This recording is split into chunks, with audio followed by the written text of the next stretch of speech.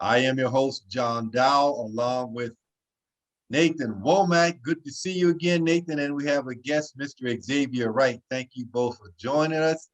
Again, this is made possible through Derek Wright, Full Motion Videos, and Larry Brown of LJ Brown Enterprises, and our lovely co-host and technical expert, Audrey, hiding somewhere in the back. Now, she won't say she's technical, but she makes this happen. So thank you very much, Audrey.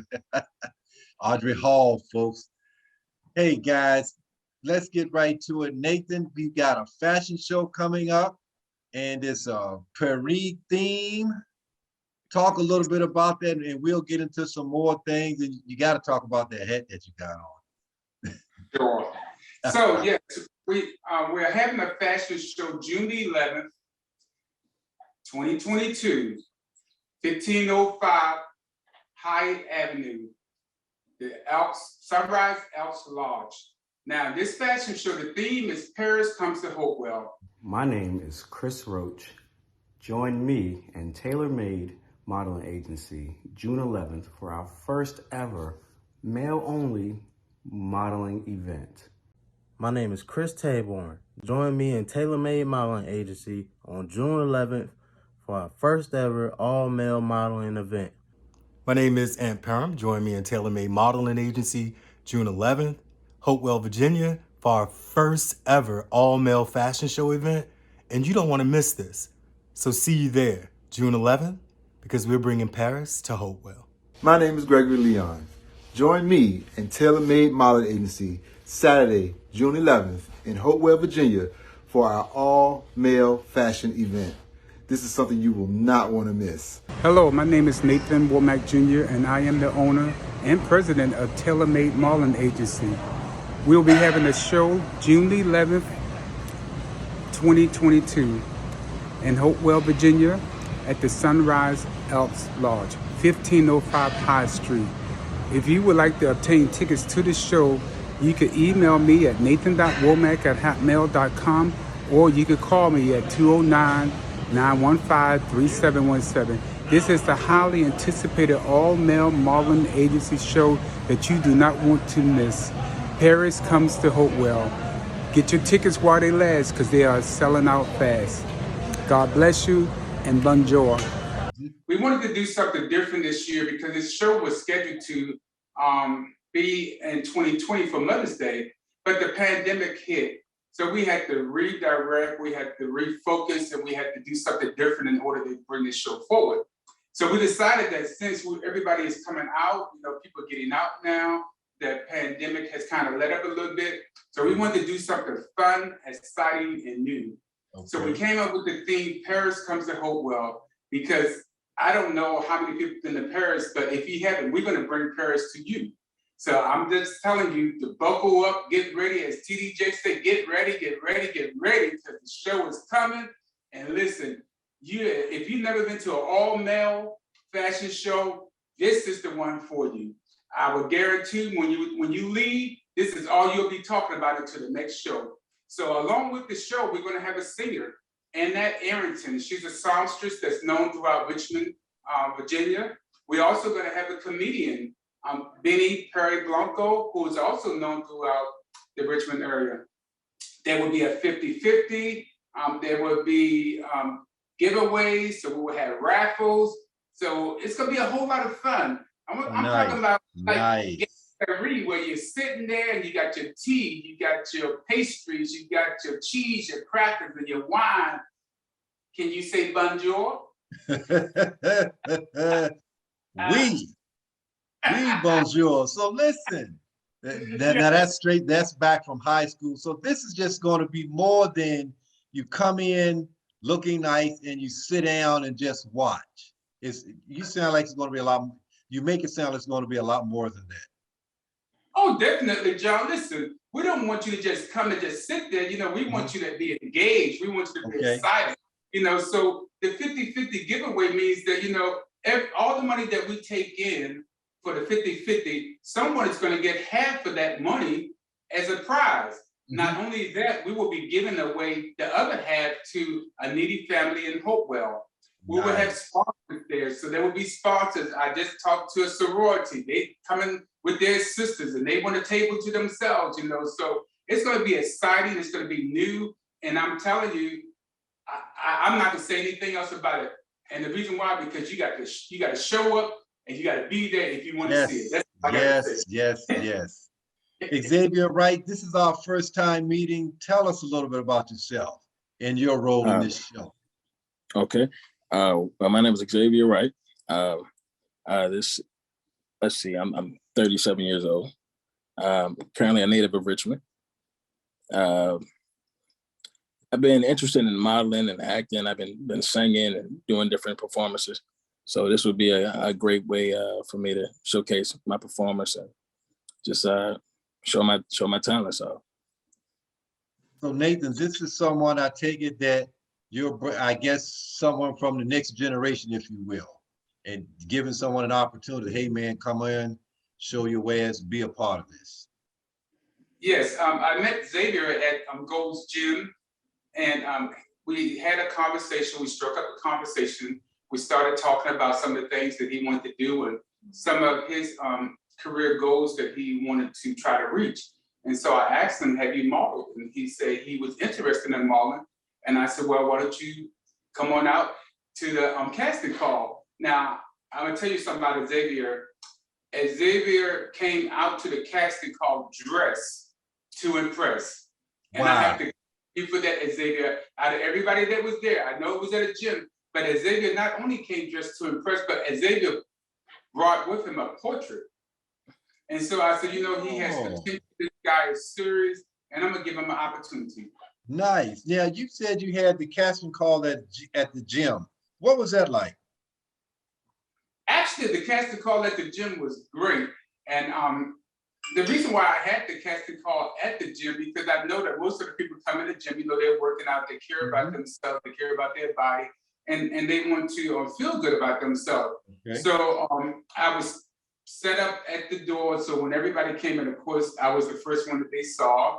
And it was a great opportunity. I got some new talent, and I'm just excited to see what these guys are going to bring to the table. Well, I can tell you, when you perform in front of a sellout crowd, and at the end of the night, those people clap and they say, I'm so glad I came. When are you going to do this again? And during the performance, you see joy on their faces. That makes you feel good. Mm-hmm. So those guys, I think the people that are going to your models, I think if this is as half as elegant as you want it to be, and it's the giveaways, and if people are engaged at half as much, I think the models are going to enjoy this just as much as the people. This sounds like it's really going to be something special. Yeah, well, you know, the models feed off the energy of the people. So, you know, we're going to bring you high energy. We're going to bring you high fashion. We're going to bring you Paris to Hopewell. Can you give us a hint on what some of the fashions will be that'll be on display? Okay. Yes. So we're going to have urban wear. We're going to have casual. We're going to have business wear. And last but not least, we're going to have swimwear. Okay. Okay. Nice.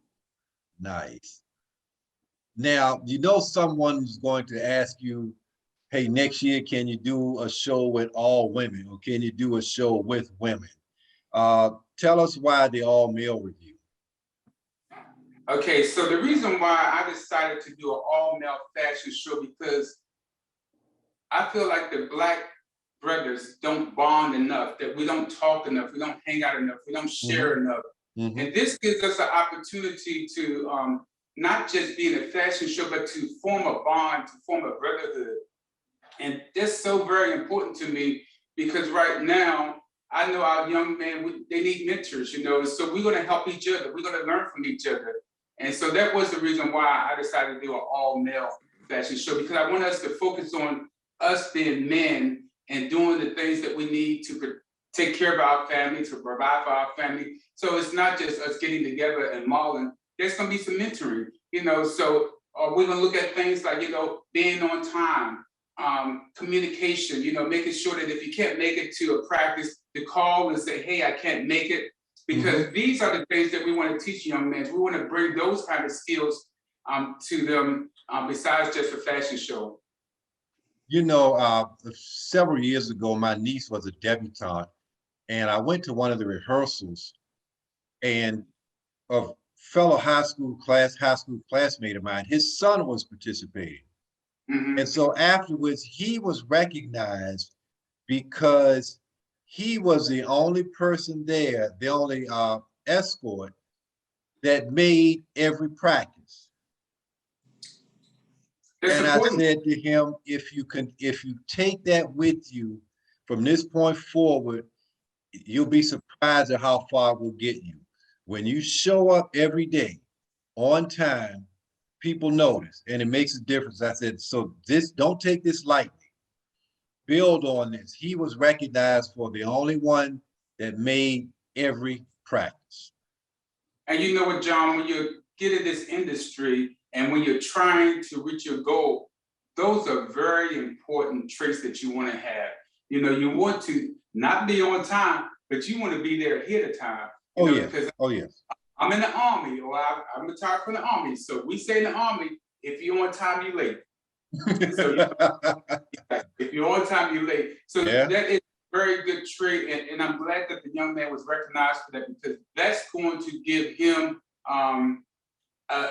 ammunition in his pocket and know that, listen, if I'm on time every day, if I'm on time for practice, then I know that I have a short chance, or I have a better chance than somebody that's not on time.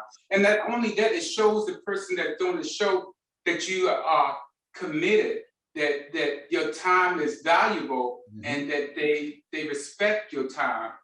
The last thing that I like is that people show up for a party late. Well, the party don't begin when you show up. The party begins at the time that it said it begins.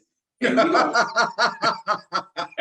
we don't hold up a party just because you're late. The party starts. Right. So that was good that they taught him that, and that you complimented him on that, John. Because he was recognized by the people, I guess, people in charge of the debutante ball. They were all for different things, and he was recognized. Wow. For being the only person that made it to each and every rehearsal. Now, the rest of them don't know why they didn't. Maybe they had to work or didn't have transportation, don't know why. But he was the only one that showed up for every practice. And he was on time, which means that he wasn't running through the doors late. At 7 o'clock, he was there ready to go at 7. John, preparation. You don't wait for the show to start to get ready. You prepare prior to the show. And like I said, being a military guy, I prepare and I know what I'm going to wear. I know what I'm going to do. And my wife always tells me that I'm anxious. Well, I'm not anxious, just like I like to prepare. I don't like to be rushed. I like to have everything set up on time so that I can just relax and go and do what I'm going to do.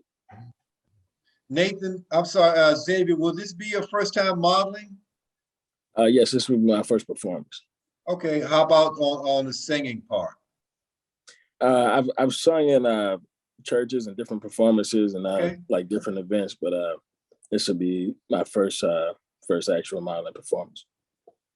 Do you think the singing helped you or will help you in any way, or is it just something totally different? Well, that's just something I like to do. I've always I grew up in church, so I used to sing in church a lot. So I hope that one day I'll be able to explore those talents. But as of right now, I'm just give a good performance for right now. Any particular outfit that you're looking forward to wearing, or you would like to wear? Well, I have a few things. I'm keep that. Yeah, I understand, but so you have something that you're really looking forward to wearing. Absolutely. Okay. Absolutely. Okay. I think the people will be definitely impressed. Are you a clothes horse or a clothes person, as some people would say? Yeah. I like to think of myself as definitely a male fashionista. Yeah. How did that come about? I'll be honest, I've always had anybody that knows me, I've always been really into fashion. Even back when remember I was in elementary school, I used to always ask my mom, there was a certain outfit that I wanted to wear, and I kind of came up with my own style, I used to wear like turtlenecks, just things that, a lot of kids didn't wear, and, but I've always been really into fashion and clothing, hip hop, urban clothing, just different styles. So something that you saw that you like, Nathan and I were talking before, and he can tell the listeners about his background more, but he said his father was a tailor and his mother was a seamstress, and he had 99 prom dates because he knew how to sew. And I'm thinking, God darn it, I wonder if it's too late for me to learn how to sew now. Hey, it's never too late to learn. Yeah, and I told him with my uncles, my 3 uncles, they were that generation, they were World War II veterans, as was my father. My father wasn't much of a dresser, but my 3 uncles, my mother's brothers, they were from the school where you always kept your shoes shined, whether you were going anywhere or not. Yeah. And your shirt and tie and socks and shoes, they complemented each other. Basic color combination. Got to coordinate. I was saying to Nathan before, I like shirt and tie combinations. Right. And so I would just go and window shop and look at stuff, and of course the blazer and the jacket and whatever else. But I always start with the shirt and tie because that's just something that sticks out to me. A nice shirt and tie combination. That's what complements a good color suit. coordination. And then there's some things where some people, a color may or may not. I might not do it, but another person may do it. I'm like, wonder what they see in that, or that's something I never thought of. But so your style sounds like just something you develop on your own. Yeah, your taste. I've always had a unique sense of fashion. Okay. So definitely that's my craft. Mm-hmm. What do you think of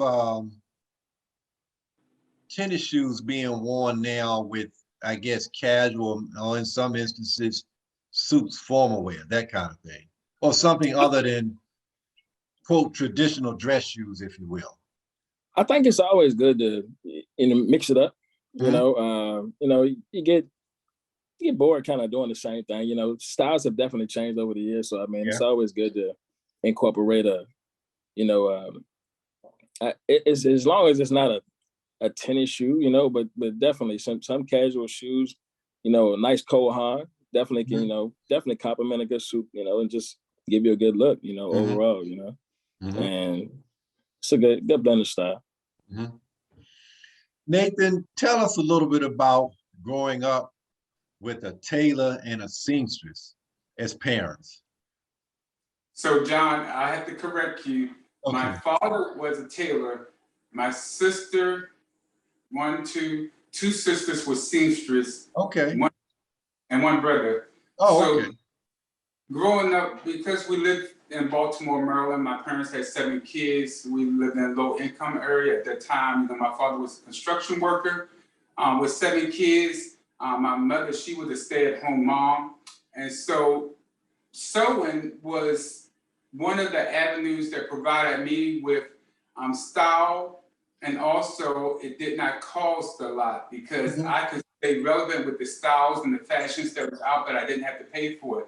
But what I did, I learned to sew, and sewing can develop a lot of skills because you have to be patient for one. You have to have skill when you're cutting out patterns and when you're sewing it together. You can't just botch it up, And so I was fortunate that I was able to sew all through high school. I made my prom tuxedo, my ex-wife prom gown. I even sew for my wife now. I have made my wife Kat, gowns that she wore to events that we attended. I do all the alterations for all her clothes. I love having that extra skill, that I have options. If I don't want to buy it, if I don't like it, I can make my own.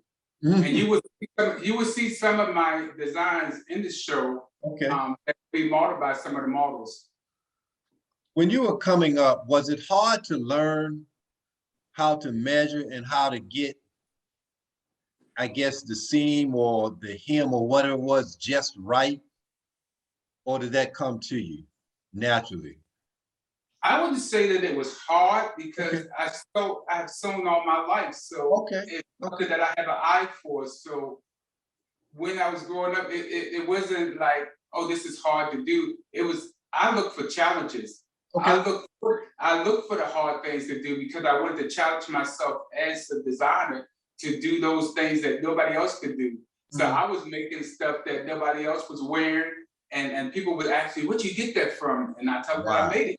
So yeah, I enjoyed my experience as a child, you know, sewing, and it was funny because we used to compete with each other. My sister Linda, she was the best. Uh-huh. Yeah, she sewed better than I did. Then my sister Brenda, she sewed. But we would compete with each other sewing, making things, you know. In fact, they made their prom gowns for their senior prom. Wow.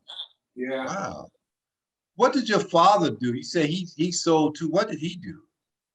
Well, you know, it's funny, John, because when my father passed, I was reading an obituary, and my father worked at London Fog as a tailor in 1960. Wow. Yes. Wow. I was impressed to see that. I said, oh my God, you know, you have Really? an epiphany. And I said, that's where we get it from. And I never knew that he worked at London Fog. Now you have to remember, the 60s, London Fog was major coat Yes. manufacturer. And for him to work there as a tailor, I was just so impressed. And a construction worker.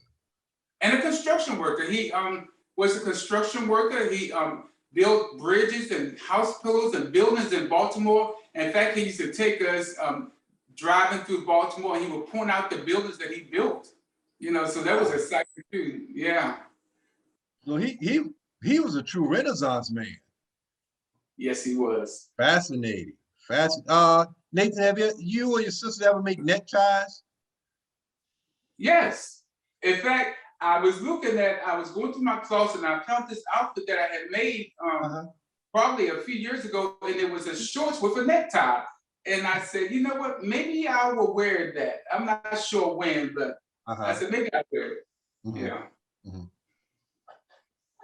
Mr. Wright, what was one of your favorite things to wear? I'll just say high school, because if you were like me in high school, whoever you thought the cool person was, whoever had the nicest outfit, or whoever parents let them drive their car, and if somebody even had a car, if you had a car in high school, where the ones that the parents bought and they let you drive, oh my gosh, that. Right. I remember, it's funny that you mentioned that, because I was just sitting here thinking,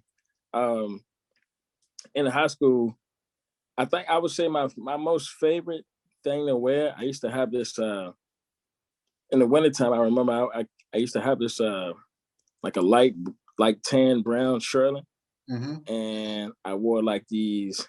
I remember I used to always get laughed at. I used to wear like these. It was like these caramel tinted glasses, and I was like the only guy that would come to school with glasses, and I would wear like these tinted frame glasses with the coat and the hat. That was kind of like when during the Donnell Jones time. So everybody was kind of on that vibe. So I would kind of wear something like that. But I can remember like just times my mom would want me to wear, like we would go shopping and she would pick out certain things for me, and I'd be like, I want to wear this, I kind of want to do it like this, and it would work,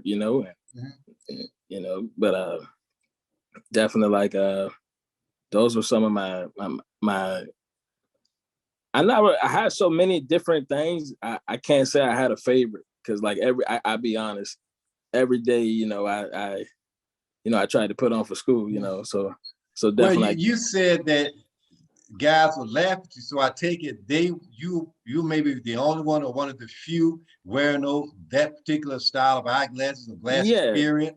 Pretty much like I mean, it's the winter time, so I mean, I always thought I was a celebrity anyway, so I would come into school with the glasses and and just the girls liked it, but of course, you can get some hate from the guys, That's interesting, because a lot of us, present company included, in high school, at some point, you're a follower to a degree if somebody you felt that had a pair of jeans or a pair of shoes or something that you didn't have. And you wanted to be like, man, I wish I had a pair like that. Right. Or I could, Right. whatever. Or like you said, or I wish I had a car, could drive or something, because who didn't want to drive in high school? Exactly. Yeah. But yeah, so you said you were doing to be in high school and to sort of do your own thing. Yeah. And while you're kind of setting a trend and doing your There you own go. thing, you said the guys got some hate, but the women loved it. And I'm thinking, well, wait a minute. If the women like what he's doing, maybe I'll not to stop hating on him. Maybe I need to do what he's doing. If his style won't work for me, maybe I need to talk to him and see what will work. I definitely had copycats, so it was working. Right. Yeah. Right. Nathan, what about where you said high school, you sold made your own clothes and I guess clothes for other people. So you might have been the man in high school, I guess, or maybe you should have been. I was not the man in high school. In fact, I was a nerd in high school. I remember wearing suspenders, and I was so skinny. I weighed probably 126 pounds, and I was 6 feet tall. And I was always afraid that my pants would fall down. Even though I used to make clothes, there was times when I didn't make something and I was afraid my pants would fall down. So I had suspenders on and I would have my pants pulled all the way up and had the suspenders attached. But that was in the younger days. Like I said, I was Steve Urkel before there was a Steve Urkel. You were reading my mind. You were Urkel before Steve Urkel. But they were your own creations. They were clothes that you made. Well, listen, I remember during my time, Ron O'Neal was out, Shaq was out. Right, right. Curtis Mayfield, Superfly. So I had this maxi coat, and this maxi coat was plaid, and it was red, gray, and it was a long maxi coat, and I loved it. I made it, but I loved it because, I don't know, there's something about it that flowed. And there's one particular outfit that I remember that I love wearing. So it was a shirt, but it had beige lapels for the pockets. So it had 4 pockets on it, and the lapels was beige. The pockets were brown, and then it had beige patches on the sleeve. You remember that? And I had the pants that matched. And when I put that outfit on, I felt like I was like on top of the world. Nobody could touch me. This was high school. That was in high school, yes. Wow. Did you have a hat like that in high school, like the one you're wearing now?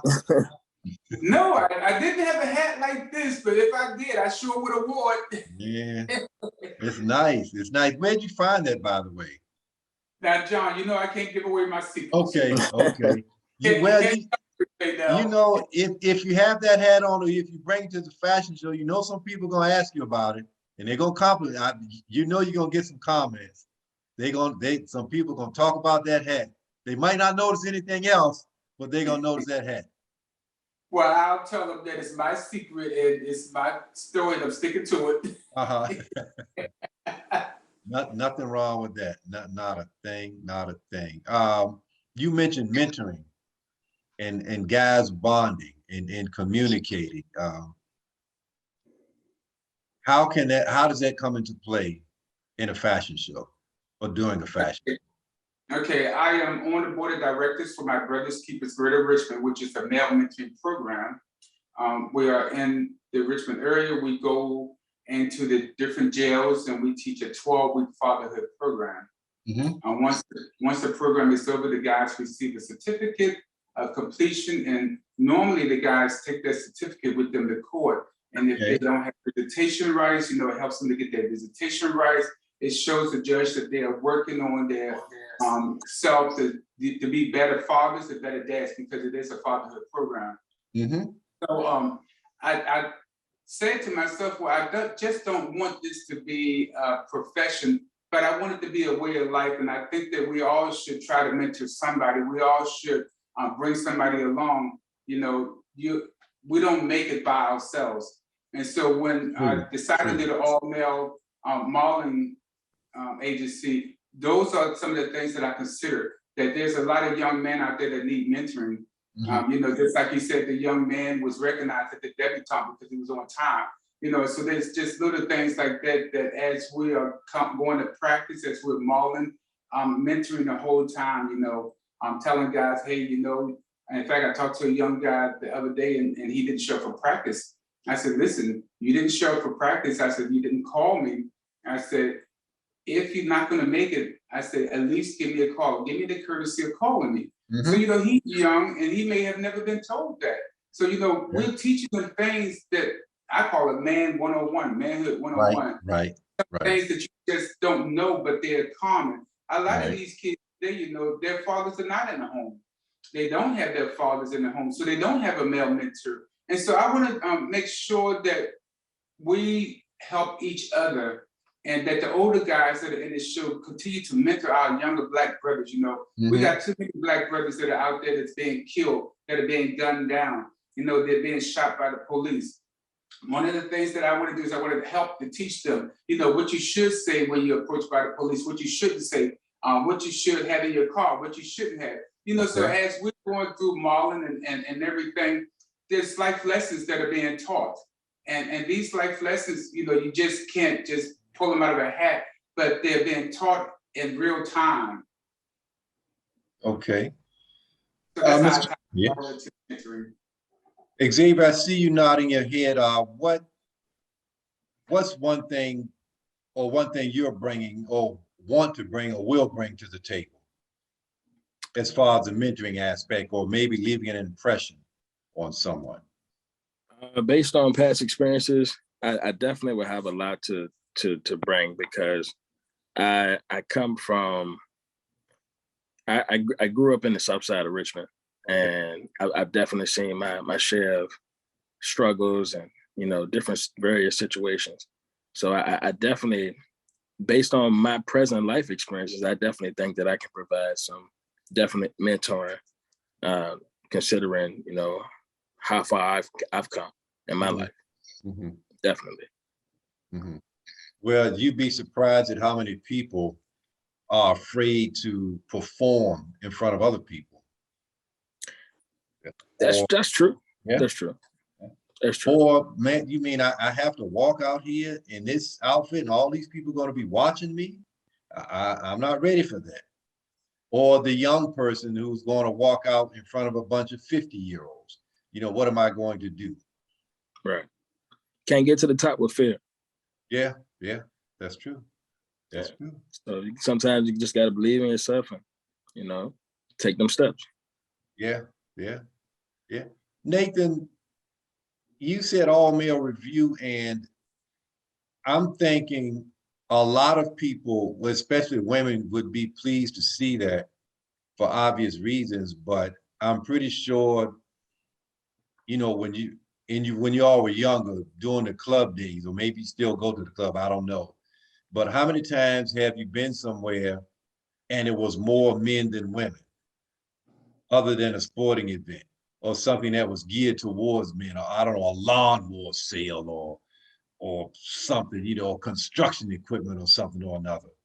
You know, just a lot of events, you know, churches and everywhere else, you know, women outnumber men. So I'm pretty sure this event, Nathan, some women are going to be very happy to see a room full of well-groomed, well-dressed men.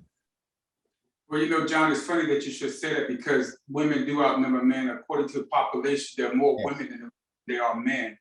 And the other part of that, John, is that most of the women spend the money. Yeah.